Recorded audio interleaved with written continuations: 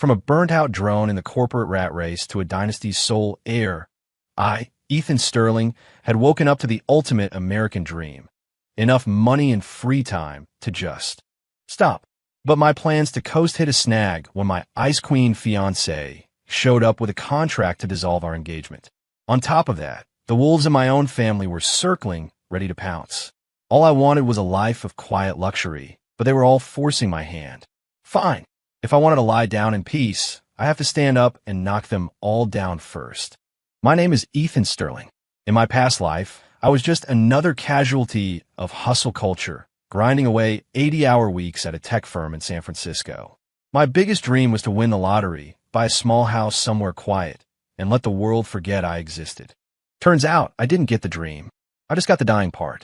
After a thoroughly unglamorous death by caffeine and stress-induced heart attack, I opened my eyes and found myself in a bed big enough for 5 of me. The room was the definition of opulent, with floor-to-ceiling windows overlooking the entire glittering expanse of the Manhattan skyline and the Hudson River. Then, a lifetime of memories that weren't mine flooded my brain. My name was still Ethan Sterling, but this Ethan was not the other Ethan. I was the one and only heir to the Sterling family, one of New York's most powerful dynasties, and notorious playboy whose exploits were tabloid fodder. I was an expert in fine wines, fast cars, and fleeting women. As for actual work, I couldn't have been less interested.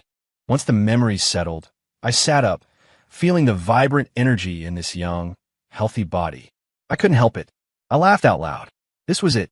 This was the life I had only dreamed of. Money? More than I could spend in a dozen lifetimes. Power? The Sterling name was its own currency. From now on, there would be no more condescending bosses, no more cramming into crowded subway cars at rush hour. My life's goal had officially shifted from climbing the corporate ladder to kicking it over and taking a nap. Sir, you're awake. A middle-aged man in an impeccably tailored suit, my house manager, entered the room, his posture deferential. Miss Davenport is here. She is waiting for you in the drawing room downstairs. Miss Davenport, Chloe Davenport.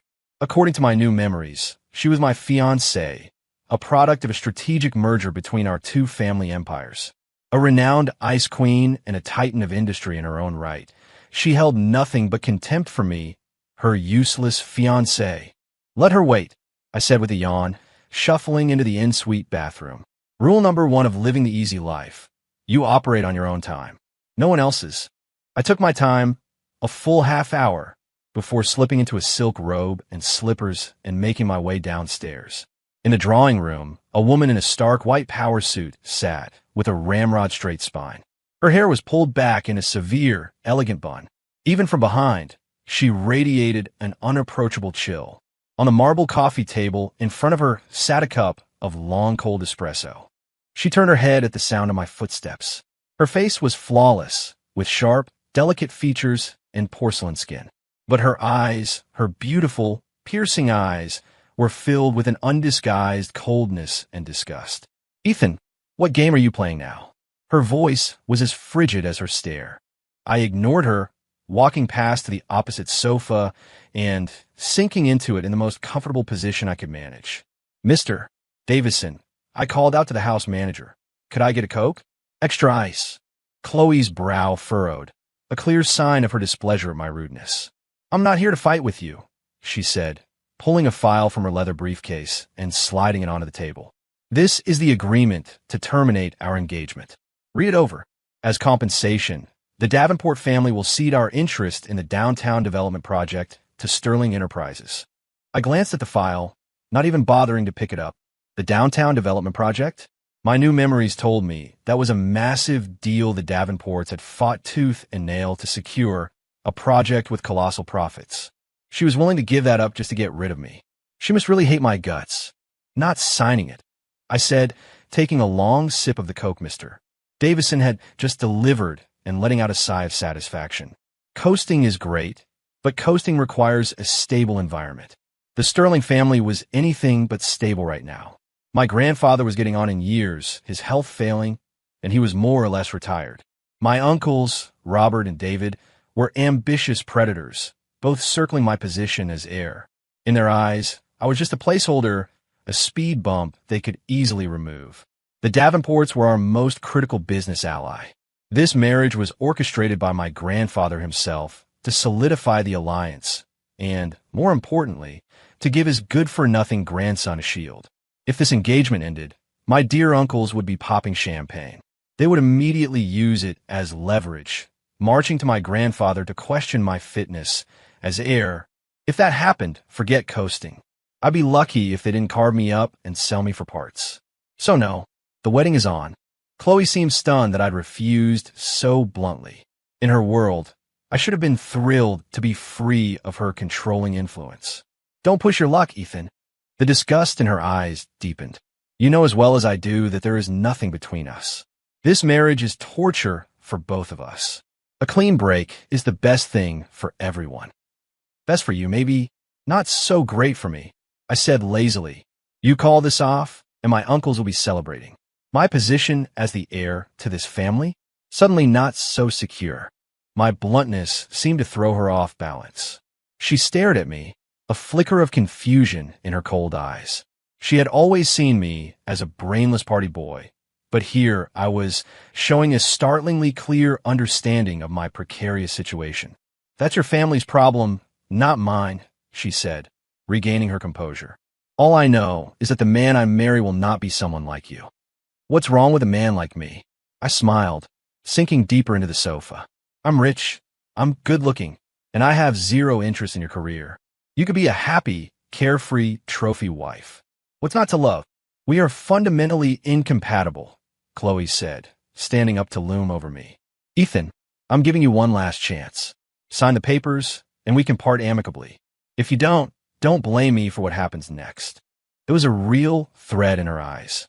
I knew that with her influence, if she was determined to end this, she could make things very difficult for Sterling Enterprises. But I didn't care. Not signing. I repeated, taking another sip of my Coke. Chloe's chest rose and fell sharply. My complete indifference was clearly getting to her. She glared at me for a few seconds before letting out a cold, sharp laugh. Fine. Just fine. Ethan, remember this decision. You will regret it. With that, she grabbed her briefcase and walked out, the sharp clicks of her heels echoing on the marble floor. As the sound faded, I let out a comfortable sigh. Round one complete. Now it was time to clean house. I had to clear out all the obstacles standing in the way of my glorious, do-nothing future. The moment Chloe was gone, Mr. Davison approached, his face etched with worry. Sir, to refuse Miss Davenport so directly, was that wise? Your grandfather. Don't worry, Mr. Davison, I said, waving a hand dismissively. I'll handle my grandfather. Could you have a car ready? I'm going to the office this afternoon. A flash of surprise crossed his face. The office. The old Ethan had zero interest in Sterling Enterprises. He probably couldn't even point to the headquarters on a map. Of course, sir. I'll arrange it at once. The surprise quickly melted into a look of quiet approval as he bowed and left the room. I pulled out my phone and dialed my grandfather's number. It rang for a long time before an old but powerful voice answered. You little brat, what trouble have you caused now? No trouble, grandfather, I said, shifting into a more comfortable position. Just wanted to give you a heads up. Chloe Davenport came by to break off the engagement. I turned her down. There was a silence on the other end of the line. Oh, a change of heart? You finally realize how important this marriage is. I know it's important, but I offered her a new deal, I said slowly. I told her to give me 1 year. Just 1 year. If I can't make her want to marry me by then, I'll call it off myself. And I'll walk away from the family, renounce my entire inheritance. What? The voice on the other end boomed. That's absurd. Are you gambling with your birthright? Relax, grandfather, I said soothingly. I'm confident. Besides, haven't you always wanted me to show some ambition? To stop letting the Davenports look down on me? I'm finally stepping up. You should be supporting me. I knew the old man perfectly. He was a proud, domineering patriarch who valued the Sterling family's reputation above all else.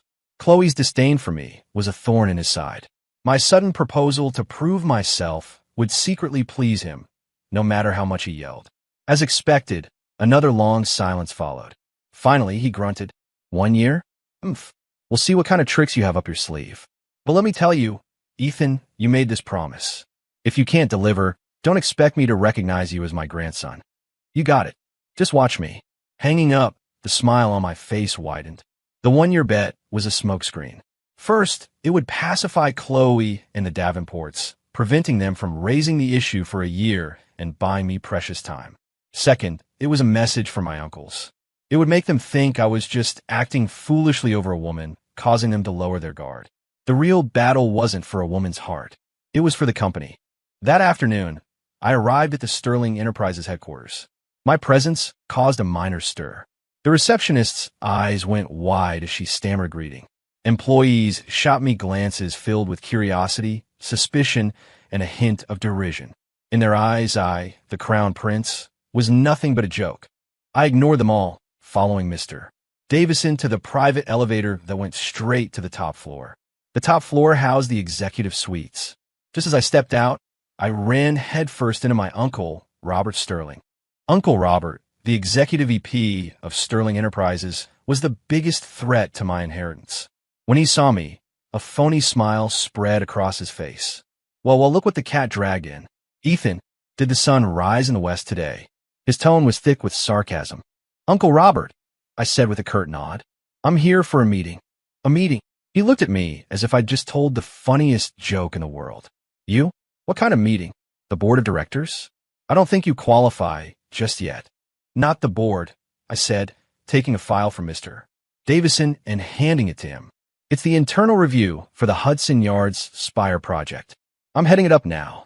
Robert took the file, and his smile froze on his face. The Hudson Yards Spire project was the company's biggest investment, a prize he had been trying to snatch for himself for months. He couldn't fathom why my grandfather would entrust such a critical project to a playboy like me. Did the old man approve this? Robert's voice was strained. Who else? I said, walking past him. Uncle, if you're interested in the project, feel free to join us. But you'll only be there to observe. Without waiting for a reply, I walked away, leaving him standing there with a thunderous expression and headed straight for the conference room. The moment I pushed open the doors, the buzz of conversation inside died instantly. All I snapped to me: surprise, confusion, doubt, and schadenfreude. A cocktail of emotions flickered across their faces. I knew most of these people were loyal to my uncle. They were expecting me to make a fool of myself. I walked to the head of the table, sat down, and scanned the room. Good afternoon, everyone. I am Ethan Sterling. As of today, I have full authority over the Hudson Yards Spire project. My voice wasn't loud, but it carried to every corner of the room. Now, let's begin. Who wants to start by bringing me up to speed on the project's current status? The room was dead silent. My words hung in the air, but no one moved. These were all seasoned corporate players, exchanging looks, none of them willing to be the first to speak. It was clear they had their orders from my uncle. Give me the cold shoulder and make a fool out of me. A balding, middle-aged man cleared his throat. He was the project's deputy director, Mark Jenkins, one of Uncle Robert's most trusted lieutenants. Mr. Sterling, he began, a condescending smirk on his face. You've only just taken over. Perhaps you're not yet familiar with the details. The Spire project is incredibly complex, with numerous departments and intricate procedures. It's not something that can be explained in a few sentences. Why don't you take a few days to review the documentation, and we can reconvene later? As soon as he finished, several others chimed in with their agreement. Yes, Mr. Sterling, there's no rush. Mr. Jenkins is right. Best to be prepared. They were trying to sideline me, to turn me into a figurehead with no real power. I smiled. No need to review anything, I said, leaning back in my chair and tapping a file on the table. Mr. Jenkins, let me ask you, why has the final design plan been delayed for over 2 weeks? Jenkins's expression faltered. Mr. Sterling, the design requires careful consideration. We've engaged a top-tier international firm, and the communication takes time. Really? I cut him off. Because according to the email records I've reviewed, the firm sent over their final versions of Plan A and Plan B 3 days ago, with a strong recommendation for Plan A. You, however, sat on the proposal, told them we needed more internal discussion, and haven't given them a response since. What are you waiting for, Mr. Jenkins? For your kickback to clear. My voice was quiet, but in the silent conference room, it landed like a thunderclap. The color drained from Jenkins's face. He never imagined I would have looked into his private email correspondence with the design firm.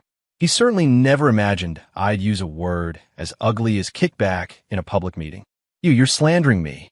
Jenkins shot to his feet, pointing a trembling finger at me. Mr. Sterling, I know you're trying to establish your authority, but you can't just make baseless accusations. Baseless? I raise an eyebrow. Why don't we take a look at the new account your wife opened last week with a bank in the Cayman Islands? See if a certain $500,000 investment bonus has been deposited? Jenkins swayed on his feet, as if all the strength had been drained from his body. He collapsed back into his chair, his face ashen. You could have heard a pin drop in the room. Everyone was staring at me like I was some kind of monster. They couldn't understand how the person they dismissed as a useless heir yesterday had transformed into this terrifying figure overnight. He not only knew the project inside and out, but was also aware of Jenkins's dirty little secrets. Of course, they didn't know that as soon as I decided to take over the project, I'd had Mr. Davison leveraged the Sterling family's most elite corporate intelligence network to run a deep background check on every key member of the team. Jenkins was the dirtiest of a lot, which made him the perfect choice to make an example of. Mr. Jenkins, I said, my tone flat, you have two choices. One, you go to the Internal Affairs Department, tell them everything, and then pack your things. Two, I call the police and let you talk to them. Jenkins shuddered, his lips trembling, unable to form a single word. I turned my gaze from him to the rest of the room. The once arrogant crowd was now silent as mice, their heads bowed, avoiding my eyes. Does anyone else have an opinion? I asked. Silence. Good, I said, standing up. Since there are no objections, we'll do it my way. We're going with Plan A for the design. I want to see a confirmation email sent to the design firm within the hour. And I want the construction team on site within 3 days. Meeting adjourned. With that, I turned and walked out, leaving a room full of shell-shocked executives behind me. Outside the conference room, my Uncle Robert was standing nearby, his face dark enough to curdle milk. Clearly, he'd already heard what had happened inside. You've gotten bold, Ethan, he hissed through clenched teeth. I learned from the best, Uncle, I replied with a pleasant smile. You've always said there's no room for corruption in this company. I'm just helping you clean house. He sputtered, his hand shaking with rage. I ignored him and walked toward the elevator. I knew that from this day forward, the battle lines between my uncle and me were drawn. I didn't care. If you want to coast in peace, you have to swat all the flies buzzing around your head first. Today was just the beginning. Back in the executive suite, Mr. Davison had already had the space cleaned to a polish. It was the chairman's office, a sprawling corner suite with a view that commanded most of Manhattan. I walked to the massive window, watching the endless stream of traffic below, and felt a profound sense of calm. In my past life, I was just a speck of dust in that traffic, rushing to survive. Now I stood above it all, looking down.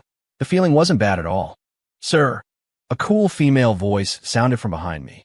I turned to see a woman in a sleek black tactical suit standing silently in the room. She was tall and striking, but her eyes were as sharp as a hawk's. Ava, my personal bodyguard and the best security operative the Sterling family employed. In my memories, she had always been distant with the old Ethan, performing her duties with cold professionalism. But now I saw something different in her eyes. A flicker of curiosity and maybe respect? What is it? I asked. Ava didn't speak.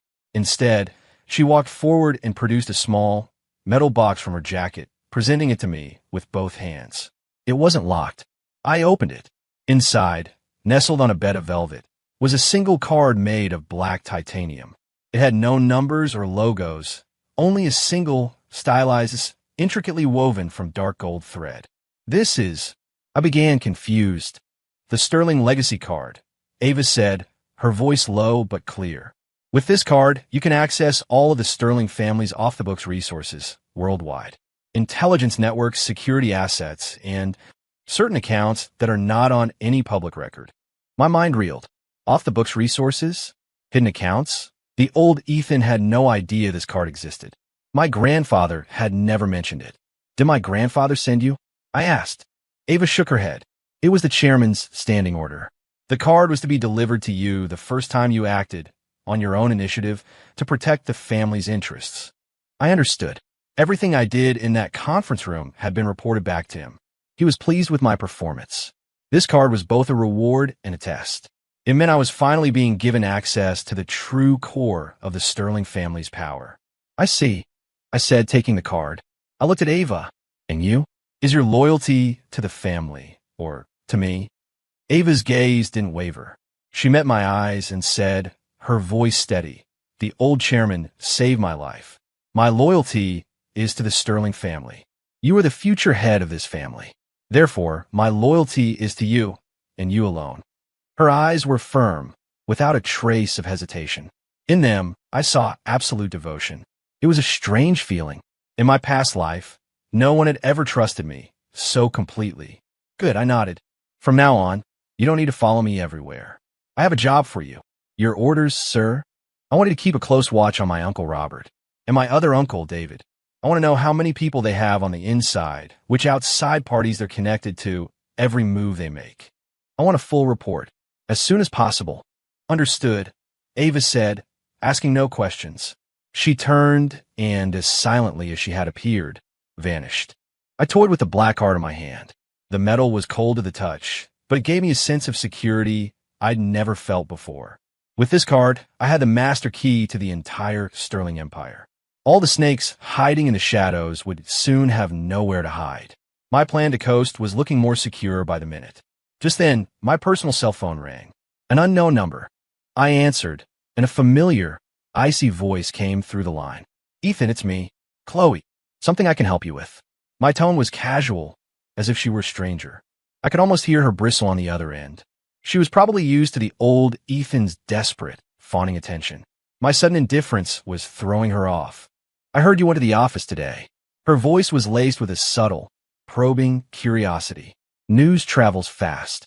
I walked over to the sofa and sat down. "You fired Mark Jenkins?" she continued. "His hands were dirty. Was I supposed to keep him around for the holidays?" I countered. Chloe went silent again. I knew what she was thinking. Jenkins worked for Sterling, but he was also the main liaison for their joint projects with the Davenports. She knew exactly what kind of man he was, and she knew he was Uncle Robert's man.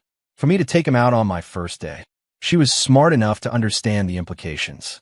"Ethan, what exactly are you trying to do?" Her voice finally betrayed a hint of emotion, a mix of confusion and alarm. "I'm not trying to do anything," I said with a yawn. "I just want to be a rich kid, sleep until noon, and live the easy life. But some people don't want me to do that. So I have to take care of them first."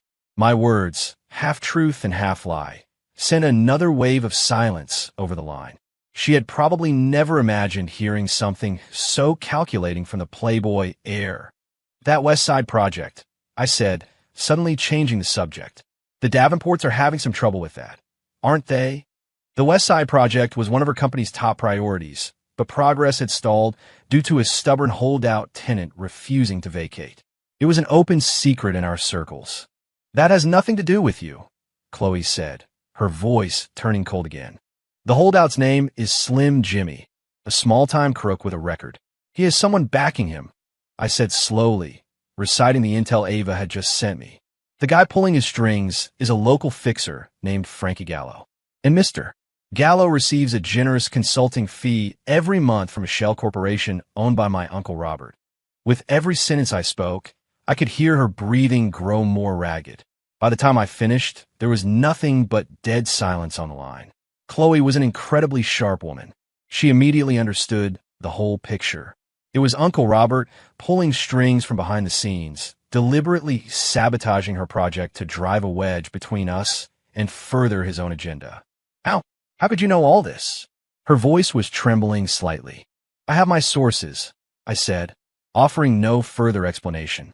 "So, yes or no? Do you want my help? I can make one phone call, and Slim Jimmy will be packing his bags tonight." "No." After a long pause, she forced the word out. Her pride wouldn't let her ask for help from the man she'd always looked down on. "All right, then," I said with a shrug. "Handle it yourself. But don't say I didn't warn you. My uncle has more tricks up his sleeve. Don't come crying to me when your project goes under. Oh, and by the way, I'm taking a nap this afternoon. Don't call me unless it's a real emergency." I hung up, Listening to the dial tone, Chloe stood frozen in her office, her hand still clutching her phone. Ethan Sterling. For the first time, the name felt alien to her. He was no longer the pathetic fool who trailed after her, trying to win her affection with clumsy gestures. He had become a calculating, inscrutable adversary, ally.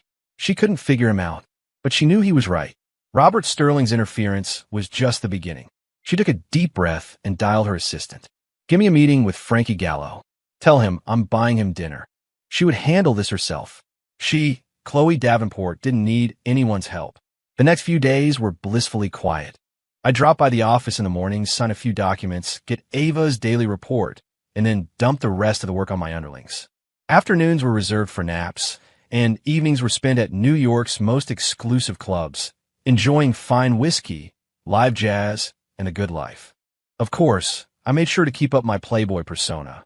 I arrived everywhere with a small entourage, always a beautiful woman on my arm, making sure the tabloids had plenty of photos. I wanted everyone to believe my brief display of competence at the office was a fluke and that I was back to my old, useless self. It was working perfectly. My Uncle Robert, after being put in his place, had become outwardly respectful, though Ava's intelligence network confirmed he was still plotting behind my back. I knew he was just waiting for the right moment, a chance to take me down for good. That chance came sooner than I expected. I got a call from Robert. His voice was oozing with false warmth as he invited me to a charity gala in 3 days. Ethan, my boy, this is a major event. Everyone who's anyone in the city will be there. As the Sterling heir, you should be seen at these things, do a little networking. Listening to his phony act, I almost laughed. Networking? More like he wanted to humiliate me in front of New York's entire elite. Sound great, Uncle. I'll be there, I said without hesitation. As soon as I hung up, Ava materialized behind me. Sir, it's a trap. I know, I said, swirling the bourbon in my glass. Any idea what he's planning? I do, she said, handing me a tablet. The main event of the evening is a charity auction. Robert has colluded with the organizers to feature a special item. I looked at the tablet. It showed a picture of an ornate, jewel-encrusted egg. The Romanov star, a supposedly lost Faberge egg, Ava explained. The opening bid is $5 million. But it's a forgery. Robert has paid off an appraiser to provide a certificate of authenticity. He has also hired several shill bidders to drive the price up against you. I saw the whole plan instantly. If I bought the fake egg for an obscene amount of money, the Sterling family would become a laughingstock when the truth inevitably came out. I, the expert who'd been duped, would be branded an incompetent fool. Then Uncle Robert could swoop in, play the hero, cleaning up my mess, and gain the support he needed to challenge my position as heir. A neat plan. Kill 2 birds with 1 stone. What else? I asked. He's also invited Chloe Davenport. Ava said. He wants her to witness your humiliation firsthand. He's really thought of everything, hasn't he? I said with a cold smile. He wanted to make a fool of me? We'd see about that. Ava. Sir. Get me Professor Alastair Finch at the V&A Museum in London. Tell him I have a very interesting piece I'd like him to authenticate for me via live stream. Professor Finch was the world's foremost expert on decorative arts, renowned for his sharp eye and incorruptible nature. A flicker of understanding lit up Ava's eyes. Yes, sir. 3 nights later, the charity gala at the Met was in full swing. I made my entrance in a custom Tom Ford tuxedo, looking every bit the part, and immediately became the center of attention. Robert greeted me with a wide smile, clapping me on the shoulder like a beloved nephew. Ethan, you made it. Come, let me introduce you to some people. He dragged me around the ballroom, presenting me to various titans of industry and society mavens. They all looked at me with a knowing, amused glint in their eyes. They were clearly in on the night's entertainment. I played along, flashing my signature Playboy grin and exchanging meaningless pleasantries. Soon, I spotted Chloe across the room. She was breathtaking in a black, off-the-shoulder gown, her usual icy demeanor softened by a touch of glamour. She was holding a glass of champagne, chatting with a group of powerful women, pretending not to see me. But I knew she was watching. The last few days had been rough for her. Her meeting with Frankie Gallo had gone nowhere, and the West Side Project was still at a standstill. She must have been dying to see what kind of mess I'd get myself into tonight. I raised my glass to her with a cryptic smile. She quickly looked away. It was showtime. The charity auction was the main event. After a few unexciting items, the auctioneer announced the final piece with a dramatic flourish.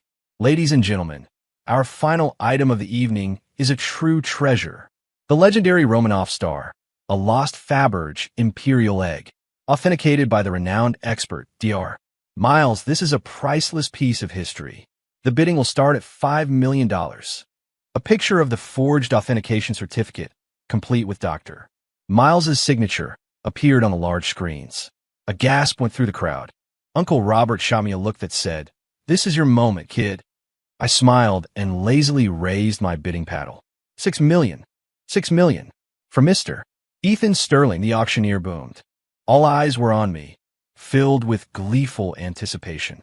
$7 million, shouted a portly man in the front row, one of my uncle's shills. $8 million, I countered without a second's thought. $9 million. $10 million. The price skyrocketed, quickly surpassing $30 million. The room was buzzing. They were all looking at me like I was the biggest idiot on the planet, blowing a fortune on an artifact of questionable origin. Only a spoiled brat like me would do something so reckless.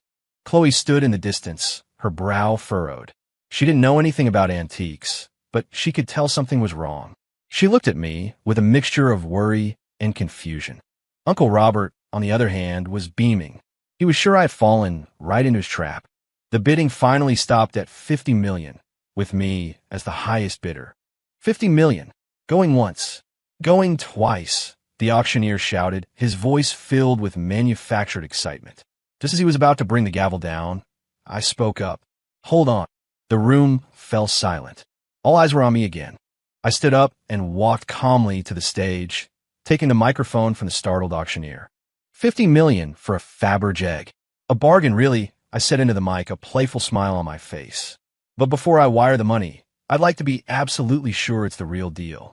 It's a lot of money, you know. A man has to be careful. Mr. Sterling, you have nothing to worry about, the auctioneer said nervously. We have the certificate from Dr. Miles. It's all there in black and white. Dr. Miles, I said, my smile widening. You mean the same Dr. Miles who was fired from Sotheby's last month for academic fraud? A wave of shocked murmurs rippled through the crowd. The so-called expert, who was sitting in the front row, turned ghostly pale. Uncle Robert's face turned to stone. I know not everyone here follows the thrilling world of art authentication, I continued, pulling out my phone and connecting it to the big screens. So, to be safe, I took the liberty of arranging a second opinion from a more reputable source. Please give a warm welcome, live from London, Professor Alastair Finch of the Victoria and Albert Museum. My words were followed by the image of a distinguished, white-haired gentleman appearing on the screens. Hello, everyone. I'm Professor Finch. A few knowledgeable people in the audience gasped. Professor Finch was a living legend in the art world. Ethan, what is the meaning of this? Robert finally snapped, his voice a low growl. I ignored him and had a stagehand position a high-definition camera in front of the egg. Professor Finch put on his glasses and examined the image on his screen with intense focus. The ballroom was utterly silent. Everyone held their breath. After a few minutes, the professor looked up, his expression one of polite disappointment. I'm sorry to say, he announced in his crisp British accent, this is a fake. A very well-made fake, but a fake nonetheless. Fake, the word echoed through the hall, a resounding slap in the face to my uncle and the auction organizers. The room erupted. What? It's a fake. He almost paid $50 million for a fake. The Sterlings would have been a laughingstock. Wait, but he's the one who exposed it. He knew all along. My God, what a twist. Amid the chaos, I took the microphone again and turned to my uncle, who looked like he was about to have a stroke. My expression was one of pure, childish innocence. Uncle Robert, what's going on? You told me this was a respectable event. Why are they selling forgeries? If word of this gets out, what will happen to the Sterling family name? Robert's lips trembled, but no words came out. He stared at me, his eyes wide with a mixture of terror and disbelief. He couldn't comprehend how his foolproof plan had been so completely dismantled. I didn't spare him another glance. Instead, My gaze swept across the room and locked onto Chloe's. She was staring at me, her mouth slightly agape. In her usually cold, guarded eyes, I saw shock, astonishment, and a strange, unfamiliar light. Our eyes met across the crowded room. In that moment, all the noise and chaos of the gala seemed to fade away. It was perfectly clear who the real fool was tonight. The gala ended in disaster. My Uncle Robert and the organizers became the joke of the city, slinking away in disgrace. And I, Ethan Sterling, the notorious playboy, saw my public image completely transformed overnight. I was no longer the stupid trust fund kid. I was the cunning strategist, the wolf in sheep's clothing. Basking in the crowd's newfound respect and curiosity, I found a quiet corner to enjoy a glass of champagne. You knew all along, didn't you? A cool voice spoke from behind me. I didn't have to turn around to know it was Chloe. I faced her. She was standing so close, I could smell the faint, elegant scent of her perfume. Knew what? I asked, feigning ignorance. That it was a trap, that the egg was a fake. Her eyes were locked on mine, as if trying to decipher a complex puzzle. Was it that hard to figure out? I took a sip of champagne. My uncle isn't exactly subtle. Then why did you play along? $50 million. What if Professor Finch hadn't been able to tell? Her voice held a note of genuine fear. There are no what-ifs, I said, my voice calm and steady. I don't make moves I'm not certain I can win. My confidence left her speechless once again. She was realizing that the man standing before her, calm, strategic, and always one step ahead, was a complete stranger, a stark contrast to the impulsive, brainless boy she thought she knew. Ethan, she began, then stopped, unsure of what to say. How's the West Side Project? I asked, changing the subject. At the mention of the project, her expression darkened. Stalled. That man, Slim Jimmy, is a brick wall. I told you, he's just a puppet. You can't solve the problem by talking to him. I had my people looking to Robert, but they found nothing. He covered his tracks perfectly, she admitted, a hint of frustration in her voice. That's because the person pulling the strings isn't Robert, I said, shaking my head. It's not. Chloe stared at me, stunned. Then who is it? My other uncle, David Sterling. What? She gasped. Uncle David, the quiet intellectual who supposedly cared only for his art collection? Robert has ambition, but he's clumsy. He likes to make his moves out in the open. The truly dangerous one is David, I explained. He sicked Robert on you, then sat back to watch the show. No matter who lost, he'd come out on top. The revelation hit Chloe like a physical blow. She had been fighting a war on one front, never realizing a more venomous snake was hiding in the grass behind her.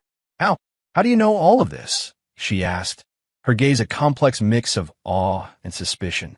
I have my sources, I said, finishing my champagne. Chloe, business is war.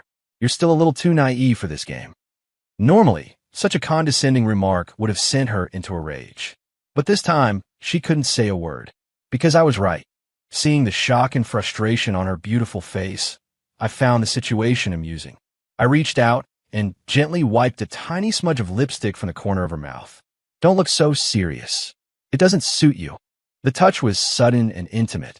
Chloe's body went rigid. A jolt of electricity seemed to pass from my fingertips to her, and a faint blush crept up her neck and colored her cheeks. It was the first time I'd seen any expression on her face besides coldness and disgust. I pulled my hand back, thoroughly enjoying her rare moment of vulnerability. Well, I'm heading home. Time for bed. I gave her a little wave and walked away, leaving Chloe standing there, her mind in turmoil. She subconsciously touched the corner of her mouth, where she could still feel the warmth of my fingers. A ripple had just disturbed the placid surface of a lake that had been frozen for over 20 years. After that night, Chloe didn't contact me for several days. I was happy for the peace and quiet, and I resumed my life of decadent leisure. At the office, Uncle Robert was licking his wounds. The auction fiasco had severely damaged his reputation within the family, and my grandfather had summoned him for a legendary tongue-lashing. He was keeping his head down for now. Uncle David, meanwhile, continued to play the part of the detached scholar, as if the West Side Project had nothing to do with him. But I knew this was just the calm before the storm. One afternoon, as I was lounging by my indoor pool, Ava appeared. Sir, Miss Davenport is here. Oh, I sat up, surprised. What does she want? She said she has something important to discuss with you. Send her in. A few minutes later, Chloe appeared poolside, dressed in a sharp, white pantsuit. She seemed to have made an effort today. A touch of makeup softened her features, taking the edge off her usual icy demeanor. Her eyes flickered for a moment when she saw me in nothing but a pair of swim trunks, and a hint of pink touched her cheeks. You wanted to see me? I asked, putting on my sunglasses. The West Side Project. I need your help, she said, getting straight to the point. Her tone lacked its usual bite. It was almost pleading. You finally come around? I smirked. I thought the great Chloe Davenport could handle anything on her own. Her lips tightened, but she swallowed her retort. I looked into it. You were right, she said quietly. It was David Sterling behind it all. I've tried everything, but I can't get him to back off. So you're asking for my help? Yes, she said. The word was difficult for her, but she said it with conviction. I admit, I underestimated you, Ethan. If you help me, you can name your price. Seeing her like this, humbled and asking for my help, was incredibly satisfying. I remembered how she had condescendingly tossed that termination agreement at me, how the tables had turned. My price. I stroked my chin, pretending to think it over. Chloe held her breath, clearly worried about what outrageous demand I might make. My condition is simple, I said, looking her straight in the eye. Starting today, you move in here. With me. What? Her eyes widened in disbelief. You heard me, I said, leaning back in my lounger. We're engaged. It's perfectly normal for us to live together. It will present a united front to the world and make my uncles think twice before making a move. It's a win-win. That, of course, was just my excuse. The real reason was that I wanted a front row seat to watch this beautiful iceberg finally melt. It was bound to be entertaining. Chloe's expression shifted from red to white as she waged a fierce internal battle. Living with me?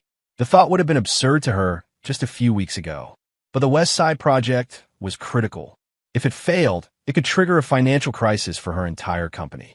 She had no other choice. Fine. After a long silence, she nodded, her voice firm with resolve. I'll do it, but I have one condition, she added quickly. We can live under the same roof, but we sleep in separate rooms. Deal. I agreed instantly. I was in no rush. Seeing the relief flood her face, the smirk on my lips grew wider. Welcome to my world, Chloe. The game is just getting started. Chloe moved with surprising speed.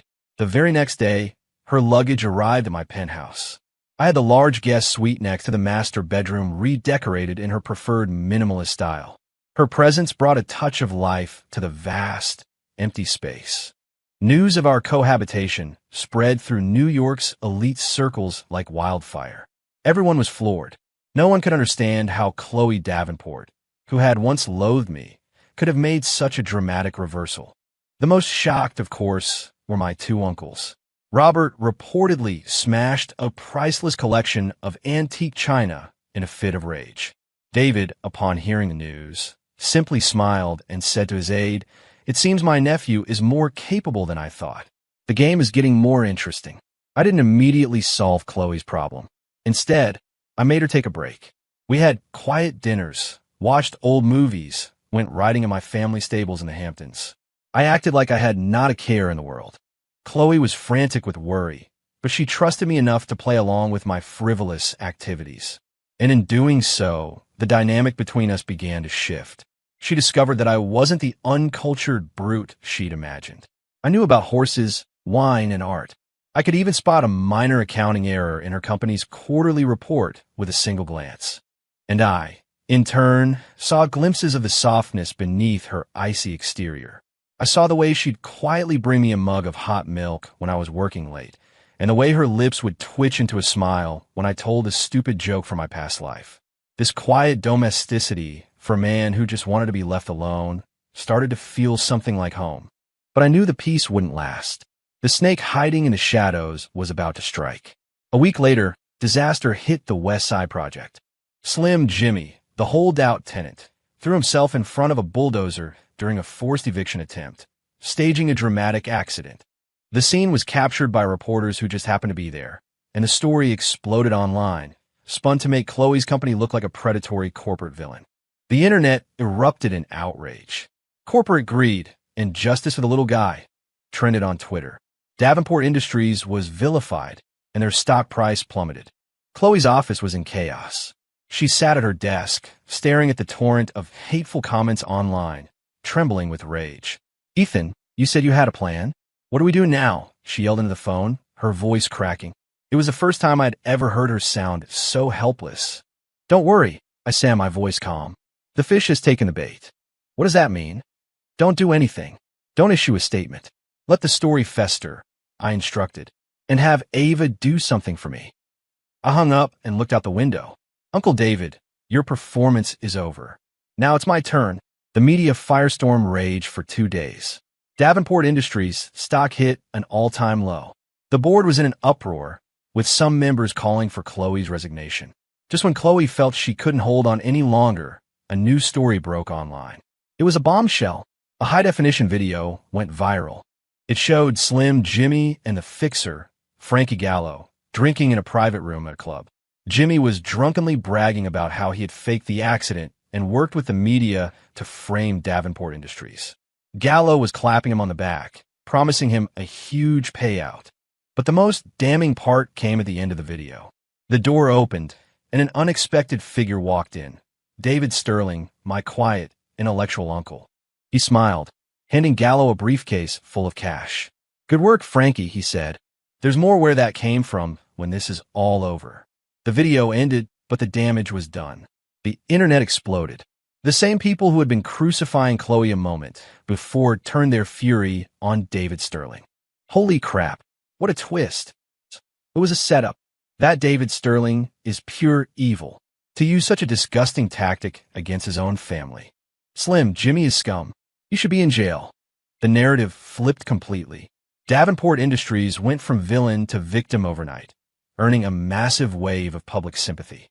Their stock began to rebound. Chloe stared at her computer screen, utterly stunned. She had no idea where the video had come from. Meanwhile, at the Sterling family mansion, all hell had broken loose. My grandfather, in a fit of rage, smashed his favorite inkstone and stood over a kneeling Uncle David, too furious to speak. "You worthless son! You worthless, treacherous son!" David's face was ashen. He couldn't understand how his secret dealings had been caught on camera. At that moment, I walked in, followed by Ava. "Grandfather, don't be so angry. It's not good for your health," I said, gently patting his back. "Ethan." David looked up at me, his eyes filled with venom. "It was you. You set me up." "Now, Uncle, let's not make accusations," I said with an innocent shrug. "You know what they say. If you don't want anyone to know, don't do it. You should know that better than anyone." "Oh, by the way," I added, as if I'd just remembered something. "Grandfather, the DA's office is on their way. It seems Uncle David has been using the company as his personal piggy bank for years. Loan sharking, embezzlement, all sorts of illegal activities. I've already handed over all the evidence." As I finished speaking, David Sterling went limp and collapsed to the floor. He knew it was over. His life was over. As the authorities led him away, he gave me one last desperate glare. I felt nothing. From the moment I decided to take my place as the head of this family, I knew that only one of us would be left standing. I glanced over at Uncle Robert, who was trembling in the corner. "Uncle Robert," I said calmly, "you're a smart man. You know what you need to do now, don't you?" He flinched and then bowed his head, nodding frantically. "Yes, Ethan, I know. From now on, the company, the entire family, is yours to lead." And just like that, the internal threats to the Sterling dynasty were neutralized. All the obstacles standing in the way of my glorious life of leisure had been cleared. With all my troubles behind me, I finally began the life I'd always dreamed of. I slept in late, dropped by the office for an hour to sign some papers, and delegated everything else to my now completely subservient Uncle Robert. The rest of my time was my own, and Chloe became a permanent fixture in my penthouse. With the obstacles gone, the West Side Project moved forward at record speed. Davenport Industries, having weathered the storm, emerged stronger and more respected than ever. Chloe started visiting me more and more often, sometimes under the guise of work, sometimes just to bring me soup she'd made herself. The iceberg was melting faster than I could have imagined. One sunny afternoon, I was lounging on the terrace when Chloe, dressed in casual weekend clothes, sat down in the chair next to me. "Ethan," she said quietly. Our 1-year deal. Is that still on? She asked, her voice barely a whisper, laced with a nervousness I'd never heard from her before. I took off my sunglasses and looked at her. In the warm sunlight, her skin glowed, and her eyes, once so cold, were now like pools of clear spring water, filled with a soft, gentle light. Of course it's on, I said with a smile. Why? Are you ready to make good on the bet and marry me? A deep blush spread across her face. She didn't answer. Instead, she produced a small, elegant box from behind her back and handed it to me. I opened it. Inside was a Patek Philippe watch, a model I had once idly mentioned I liked while flipping through a magazine. I don't want to wait a year, she said, looking me straight in the eye, her voice filled with a courage I deeply admired. Ethan, I'm in love with you. Let's get married. She was proposing to me, this proud, magnificent woman, who had once looked at me with such disdain, was now asking me to be her husband. I looked at the sincerity and hope shining in her eyes and felt something deep inside me shift. In my past life, I was always alone. In this life, maybe having someone by my side wouldn't be so bad after all. I took the watch from the box, but I didn't put it on. Instead, I took her hand in mine. Forget the watch, I said, my eyes locked on hers. But you? I'm keeping you. And then, before she could react, I leaned in and kissed her. The sun was warm. The breeze was gentle. My life of coasting was about to get a new beginning. A beginning that, perhaps, was even better than the one I'd planned.